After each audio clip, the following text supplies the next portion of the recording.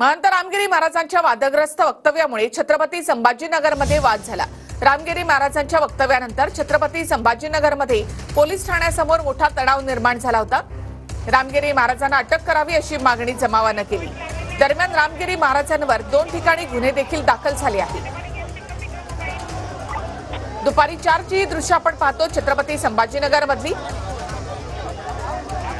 रामगिरी महाराजांवर 2 ठिकाणी गुन्हा दाखल झालाय। मात्र त्यांना अटक करावी या मागणीसाठी सिटी चौक पोलीस ठाण्याच्या बाहेर जमावानं जोरदार घोषणाबाजी केली।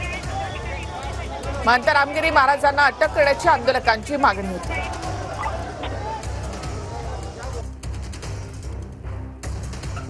रामगिरी महाराजांच्या वादग्रस्त वक्तव्यामुळे वाद, छत्रपती संभाजीनगरमध्ये पोलीस ठाण्यासमोर तणाव। रामगिरी महाराजांना अटक करण्याची आंदोलकांची मागणी, 2 ठिकाणी गुन्हे दाखल। सिन्नरमध्ये प्रवचनादरम्यान रामगिरी महाराजांनी मोहम्मद पैगंबराबद्दल आक्षेपार्ह वक्तव्य केल्यानं वाद।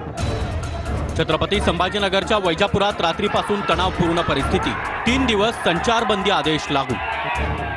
छत्रपती संभाजीनगर, अहमदनगर, वैजापूर, श्रीरामपूर आणि शिर्डीमध्ये आंदोलन। वैजापुरात जमावाकडून घोषणाबाजी करत टायर जाळून निषेध व्यक्त करण्यात आला। तणावपूर्ण परिस्थितीनंतर वैजापुरात 19 ऑगस्टपर्यंत जमावबंदी लागू।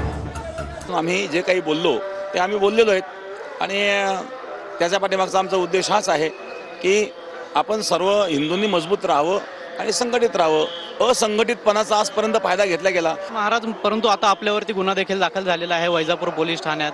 आता आपली भूमिका काय असणार आणि पुढचं पाऊल काय असणार? नाही तर काय जे असेल ते असेल। गुन्हा जर दाखल झालेला असेल तर ते नोटीस येईल, त्यावेळेस बघू। मी आत्ता माझ्या पोलीस कमिशनरांसोबत बोललो आणि मी त्यांना सांगितलं की साहेब, खूप रोष आहे समाजामध्ये याच्या बाबतीत आणि पोलिसांनी कठोर कारवाई करण्याची आवश्यकता आहे। मी आपल्या मार्फत महाराष्ट्राचे DG यांनाही विनंती करतो की या गोष्टीवर लक्ष आपण स्वतःने घाला, कारण की आम्ही सगळं काही सहन करू शकतो, पण पैगंबर मोहम्मदच्या बाबतीत त्यांनी जे बोललेले आहे, मुस्लिम समाज कसा वाईट आहे, तुला हे बोलण्यासाठी तुने प्रवचन घेतलं होतं का? हे साजिश आहे, 100% साजिश आहे।